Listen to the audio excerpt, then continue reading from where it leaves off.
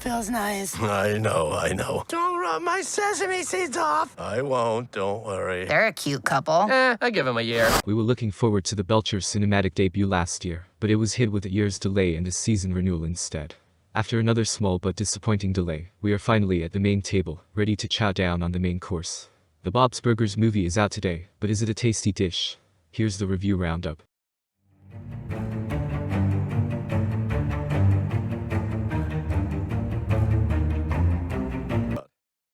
According to top critic Allison Foreman of AV Club, seeing Bob's Burgers' brightest elements shine on a big screen feels spectacular, with the level of detail and lighting used in its keyed-up animation style, making Ocean Avenue feel not only more cinematic, but also more real. The burger with everything on it, Little King Trashmouth in the alley, Ghostboy graffiti on the walls. The Bob's Burgers movie serves up an adventure that, yes, you've eaten before, figuratively speaking. But it's not every weekend the Belchers get to be movie stars, so why not try this, the burger of the day? According to top critic Beth Webb from Empire magazine, amped up for the big screen while maintaining a sense of heart and with lashings of charm and gentle comedy, Bob's Burgers proves more than worthy of the feature treatment. As for Karama Horn of the Rap, with a runtime of just under 2 hours, the Bob's Burgers movie feels like an extended episode of the series, with a musical number that missed its cue.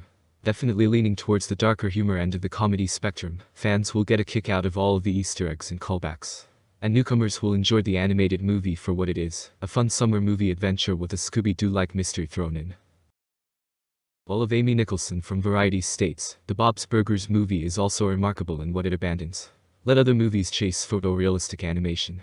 It remains stubbornly 2D, as if to prove that looks matter less than jokes that come fast and friendly like a parade of puppies. And while there's slight moments of emotional recognition, among them, Linda's acknowledgement that it can be exhausting flogging a smile, it's a relief that none of them congeal into a life lesson. Lately, most cartoons accost audiences with a therapy session, or a primer on the ABCs of global fascism.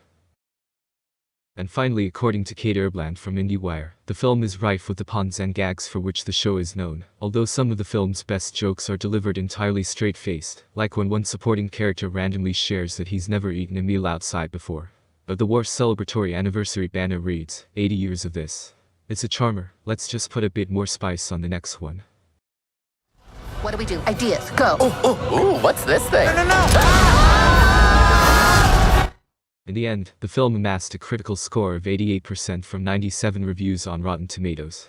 Honestly, like South Park and The Simpsons that came before it, the critics' opinions on these films should never be any major factor. These movies are at heart, well, a love letter to the diehards. Oh boy. Dad, I don't want to stop your flow, but can you pass the peel off? Oh god. That's butter. You know what? Butter's better. You may also be interested in our video on what we think are the top 10 cartoons for adults, or a written blog over at bluecrescentstudio.com. If you like our video, please like and subscribe as there will be a lot more coming.